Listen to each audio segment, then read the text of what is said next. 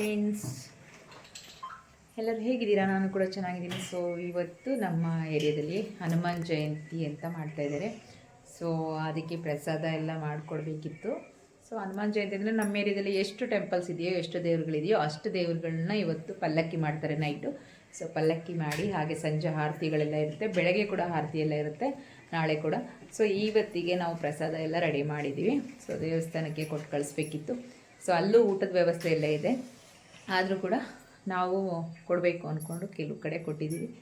So ಇವಾಗ ದೇವಸ್ಥಾನಕ್ಕೆ ಹೋಗಬೇಕು, ಪ್ರಸಾದ ಎಲ್ಲ ಮಾಡಿ ಕಳಿಸಿ ಆಮೇಲೆ ಹೋಗೋಣ ಅಂತ ಇದ್ವಿ. ಪ್ರಸಾದ ಎಲ್ಲ ಕೊಟ್ಟ ಆಯಿತು, ಇವಾಗ ಟೆಂಪಲ್ಗೆ ಹೋಗಬೇಕು. ಸೊ ನಾವು ಪ್ರಸಾದ ಮಾಡುವಾಗ ಎಲ್ಲ ವಿಡಿಯೋ ಮಾಡಿದ್ದೀನಿ, ಅದನ್ನು ಕೂಡ ಎಲ್ಲರೂ ನೋಡಿ. ಹಾಗೆ ದೇವಸ್ಥಾನದ ವಿಡಿಯೋ ಸ್ವಲ್ಪ ಹಾಕಿರ್ತೀವಿ, ಅದನ್ನು ಕೂಡ ನೋಡಿ ಎಲ್ಲರೂ ಸಪೋರ್ಟ್ ಮಾಡಿ.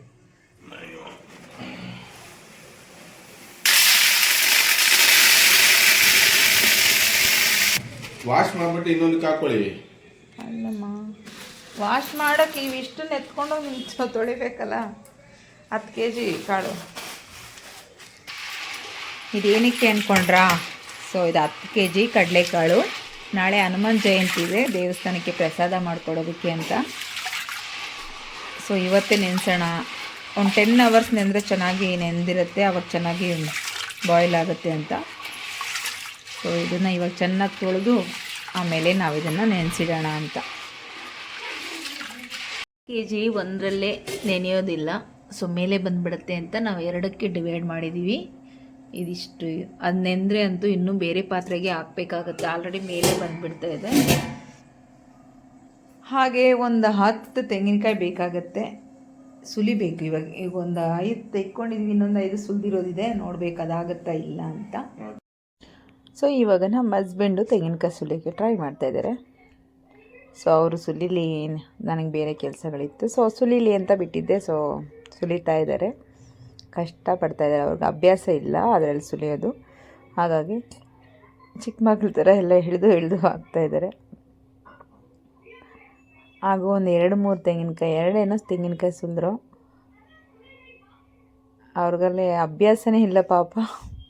ಸೊ 2 ತೆಂಗಿನಕಾಯಿ ಸುಲಿದಿದ್ದು ನೋಡಿ, 2 ಸುಲಿದ್ರು, ಇನ್ನೂ 3 ಹಾಗೆ ಬಿಟ್ಟರು. ನಾನೇ ಸುಲಿಯೋಣ ಅಂತ ಸುಲಿದಿರೋದ ಕಾಯಿನೂ ಇತ್ತು, ಇನ್ನು ಸ್ವಲ್ಪ ಮನೇಲಿರೋ ಕಾಯಿ ಕೂಡ ಸುಲಿತಾ ಇದ್ದೀವಿ.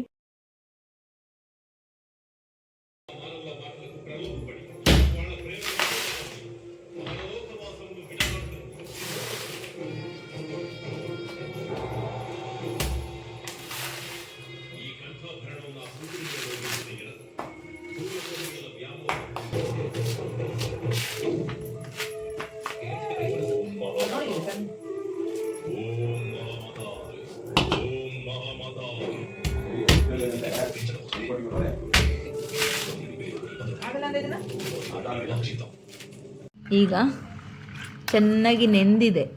10 kg ಸುಮಾರು ದೊಡ್ಡದೊಂದು ಕೊಳಗ ತುಂಬೋಗಿದೆ.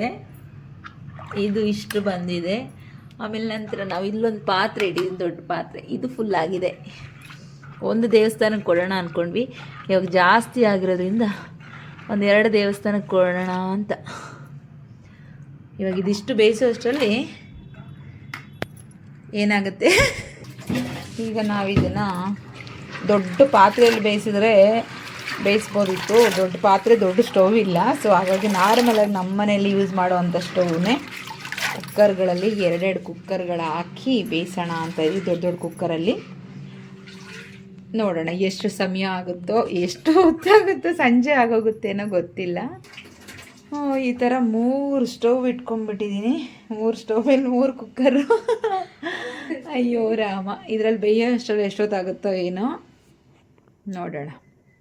ಇದು ಬರೀ ಪಾತ್ರೆಯಲ್ಲಿರುವಂಥ ಕಡಲೆಕಾಳು 3 ಕುಕ್ಕರ್ ಫುಲ್ ಆಗಿದೆ. ಇದಿನ್ನೂ ಫುಲ್ ಇದೆ, ಇದಕ್ಕಿನ್ನು ಎಷ್ಟು ಕುಕ್ಕರ್ ಇಡಬೇಕೋ ಗೊತ್ತಿಲ್ಲ. ಈ ಥರ ತೆಗೆದು 2 ಕುಕ್ಕರ್ಗಳಲ್ಲಿ ತೆಗೆದು ಈ ಥರ ದೊಡ್ಡ ಪಾತ್ರೆಗೆ ಹಾಕ್ಕೊಂಡು ಮಾಡಬೇಕು. ಇಷ್ಟು ತೆಂಗಿನಕಾಯಿಗಳು, ಬಟ್ ಇಷ್ಟು ತೆಂಗಿನಕಾಯಿ ಕಮ್ಮಿ ಆಗುತ್ತೋ ಜಾಸ್ತಿ ಆಗುತ್ತೋ ನೋಡಬೇಕು ಹೊಡೆದ ಮೇಲೆ. ಇದನ್ನು ಫಸ್ಟ್ ನಾವು ತುರಿಯೋಕ್ಕಿಂತ ಮುಂಚೆ ಈ ರೀತಿ ಸ್ವಲ್ಪ ನೀರು ಹಾಕಿದ್ರೆ ಅದು ಒಟ್ಟು ಉದ್ರಲ್ಲ ಅಂತ. ಇಷ್ಟು ಕಾಯಿ ಇವಾಗ ಸದ್ಯಕ್ಕೆ ಕೊಡ್ಕೊಂಡಿದ್ದೀನಿ, ನೋಡೋಣ ತುರಿದ್ಬಿಟ್ಟು. ಇಷ್ಟು ಕಾಯಿ ತುರಿದು ನಾನು ಅದನ್ನೆಲ್ಲ ಒಗ್ಗರಣೆ ಹಾಕ್ಕೊಂಡು ರೆಡಿ ಮಾಡಿಕೊಂಡು ಎಲ್ಲ ಒಂದು ಪಾತ್ರೆಗೆ ಹಾಗೆ ಇನ್ನೊಂದು ಕೊಳಗ ಇತ್ತು ಅದಕ್ಕೂ ಹಾಕ್ಕೊಂಡು ಎಲ್ಲ ಮಿಕ್ಸ್ ಮಾಡ್ಕೊಳ್ಳೋಣ ಅಂತ ಮಾಡ್ಕೊತಾ ಇದ್ದೀನಿ. ಸೊ ಅದು ತಿರುಗ್ಸೋಕ್ಕೂ ಎಲ್ಲ ಕಷ್ಟನೇ ಆಯ್ತಪ್ಪ ಮಾಡೋದಕ್ಕೆ. ಸುಮ್ಮನೆ ಎಲ್ಲ ಪ್ರಸಾದಗಳಿವೆಲ್ಲ ದೇವಸ್ಥಾನಗಳಿಗೆ ಮಾಡಿಕೊಡ್ಬೇಕು ಅಂದರೆ ಅದಕ್ಕೆ ತಕ್ಕನಾಗಿ ದೊಡ್ಡ ದೊಡ್ಡ ಪಾತ್ರೆಗಳು, ದೊಡ್ಡ ದೊಡ್ಡ ಸ್ಟವ್ಗಳಿರಬೇಕು. ಬಟ್ ದೇವ್ರ ಕಾರ್ಯ ಅಂತ ಖುಷಿಯಾಗಿ ಮಾಡ್ಕೊಡ್ತಾ ಇದ್ದೀವಿ. ನೋಡಿ ಇಷ್ಟ ಆಯಿತು ರೆಡಿಯಾಗಿರೋದು. ಫುಲ್ ಆಯಿತು. ಇದು ಒಂದು ದೇವಸ್ಥಾನಕ್ಕೆ, ಅದೊಂದು ದೇವಸ್ಥಾನಕ್ಕೆ.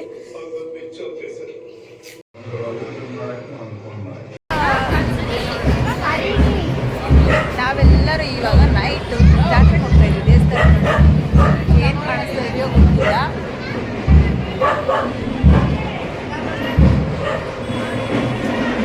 ಹಾಗೆ ನಮ್ಮ ಅಕ್ಕನ ಮನೆಯಲ್ಲಿ ನಾವು ಎಲ್ಲ ಹೋಗ್ತಾ ಇದ್ದೀವಿ.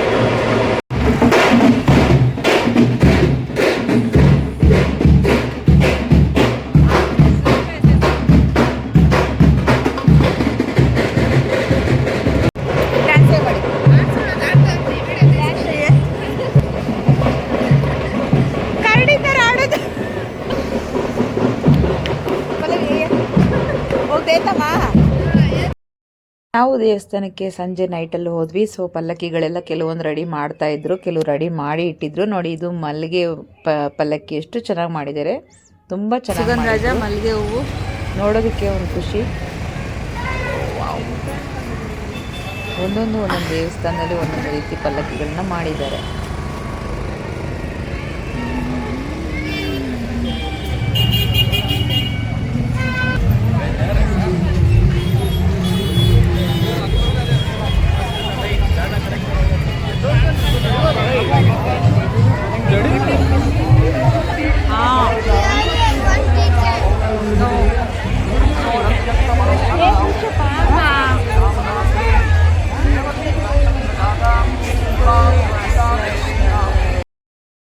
ಸೊ ಈಗ ನಾವು ಜಾತ್ರೆಗೆ ಹೊರಟ್ವಿ, ಒಳಗಡೆ ಬಂದ್ವಿ ದೇವಸ್ಥಾನದ ಹತ್ರ. ಈಗ ಆರ್ಕೆಸ್ಟ್ರಾ ನಡೀತಾ ಇದೆ. ಈಗ ಹೆವಿ ಸೌಂಡು, ಮ್ಯೂಸಿಕ್ಕು ತುಂಬ ಸೌಂಡ್ ಇತ್ತು, ಹಾಗಾಗಿ ನಾನು ಆ ಸೌಂಡ್ ಕೊಡೋಕ್ಕಾಗಿಲ್ಲ. ಆರ್ಕೆಸ್ಟ್ರಾ ನಡೀತಾ ಇದೆ, ಆಲ್ರೆಡಿ ಅದು ಸ್ಟಾರ್ಟ್ ಆಗಿದೆ ನೋಡಿ ಅಲ್ಲಿ. ಹಾಗಾಗಿ ನಾವು ಅಲ್ಲಿ ತುಂಬ ಹೊತ್ತಿರೋಕ್ಕಾಗಿಲ್ಲ, ತುಂಬ ಹೆಡ್ಡೇಕ್ ಬಂದುಬಿಡ್ತು. ಹೆವಿ ಸೌಂಡ್ ಅಂದರೆ ಸೌಂಡು. ಅಲ್ಲಿ ದೇವರ ದರ್ಶನಕ್ಕೆ ಅಂತ ಕ್ಯೂವಲ್ಲಿ ನಿಂತ್ಕೊಂಡ್ವಿ. ನೋಡಿ ಇದು ನಮ್ಮ ಏರಿಯಾ ಆಂಜನೇಯ ಸ್ವಾಮಿ ದೇವಸ್ಥಾನ. ತುಂಬ ಚೆನ್ನಾಗಿ ಮಾಡಿದರು. ಅಲಂಕಾರ, ಡಿಸೈನ್ ಆಗಿರ್ಬೋದು, ಅಲ್ಲಿ ಆಚೆ ಆಗಿರ್ಬೋದು, ಒಳಗಡೆ ಆಗಿರ್ಬೋದು, ತುಂಬಾ ಚೆನ್ನಾಗಿತ್ತು. ಹೋದ ತಕ್ಷಣ ಎಂಟ್ರೆನ್ಸಲ್ಲಿ ನಮ್ಮ ಗಣೇಶ ಸಿಗ್ತಾನೆ, ಆಮೇಲೆ ನಂತರ ನಮ್ಗೆ ಆಂಜನೇಯ ದರ್ಶನ ಕೊಡ್ತಾರೆ.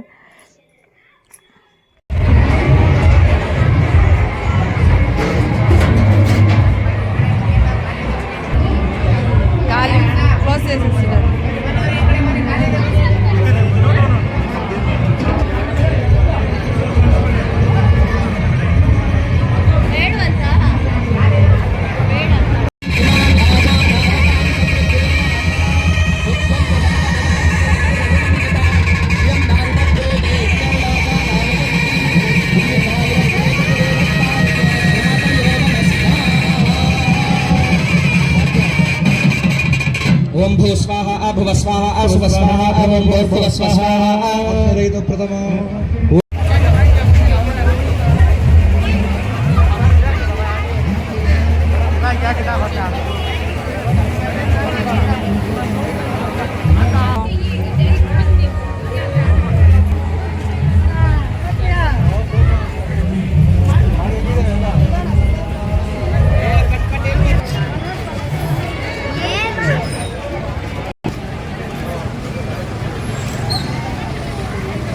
ಒಂದು ಟೆಂಪಲ್ ಆಗಲೇ ಹೋಗಿದ್ದು ಆಂಜನೇಯ ಟೆಂಪಲ್, ಇದು ಮರಿಯಮ್ಮ ಟೆಂಪಲ್ ಪಲ್ಲಕ್ಕಿ. ಇದು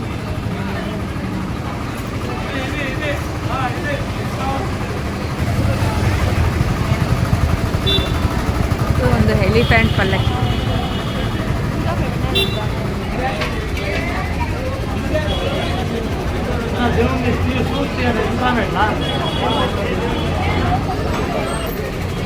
ಇಲ್ಲಿ ಪ್ರಸಾದ ನೋಡಿ, ನಾವಲ್ಲಿ ಮಾಡಿ ಕಳಿಸಿದ್ದು ಇಲ್ಲಿದೆ.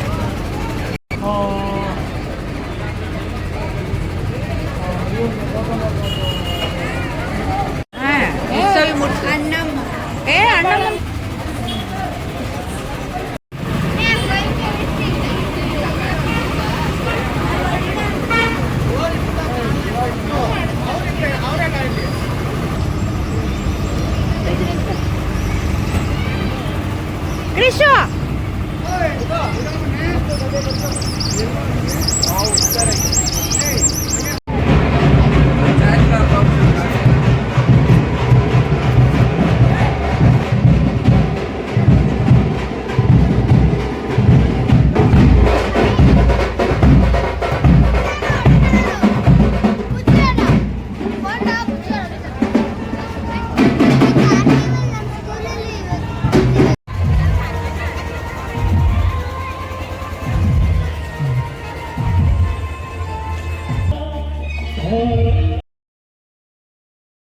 ಸೊ ಇದು ಆಂಜನೇಯ ತೇರು. ಅಲ್ಲಿ ಆರ್ಕೆಸ್ಟ್ರಾ ಎಲ್ಲ ಜೋರಾಗಿ ಆಡ್ತಾಯಿದ್ರು. ಸೊ ನೋಡೋಕೆ ಜನಗಳು ನೈಟೆಲ್ಲ ಅಲ್ಲೇ ಇದ್ದರು 12 ಗಂಟೆ. ಆಮೇಲೆ ನೈಟೆಲ್ಲ ಮತ್ತೆ ಪಲ್ಲಕ್ಕಿ ಬೆಳಗ್ಗೆವರೆಗೂ ನಡೆಯುತ್ತೆ. ಎಲ್ಲ ಏರಿಯಾದಲ್ಲೂ ಪಲ್ಲಕ್ಕಿಗಳೆಲ್ಲ ನೈಟೆಲ್ಲ ಬರುತ್ತೆ. ಅದನ್ನು ನೆಕ್ಸ್ಟ್ ವೀಡಿಯೋದಲ್ಲಿ ಹಾಕ್ತೀನಿ, ಎಲ್ಲದನ್ನು ನೋಡಿ. ಈಗ ಎಲ್ಲ ನಾವು ಅಲ್ಲಿ ಇಲ್ಲಿ ಎಲ್ಲ ಕಡೆ ಮುಗಿಸ್ಕೊಂಡು ಮನೆ ಕಡೆ ಹೊರಡೋಣ ಅಂತ ಹೊರಟ್ವಿ. ಸೊ ಇದು ಒಂದೇ ದಿನದ್ದಲ್ಲ, 2-3 ದಿನ ಇರುತ್ತೆ ನಮ್ಗೆ ಇಲ್ಲಿ ಹಬ್ಬ. ಹನುಮಾನ್ ಜಯಂತಿ ಅಂತ ಮಾಡಿದ್ರೆ ಒಂದೇ ದಿನಕ್ಕೆ ಮುಗಿಯಲ್ಲ. ಸೊ ಆಮೇಲೆ ಎಲ್ಲ ಮುಗಿಸ್ಕೊಂಡು ಎಲ್ಲ ಪೂಜೆ ಮುಗೀತು. ಜಾತ್ರೆ ರಾವಣ ಬರೋದು, ಪ್ರಸಾದ ಎಲ್ಲ ಆಯಿತು. ಮಕ್ಳಿಗೆ ಅದು ಇದು ಕೊಡಿಸ್ಕೊಂಡು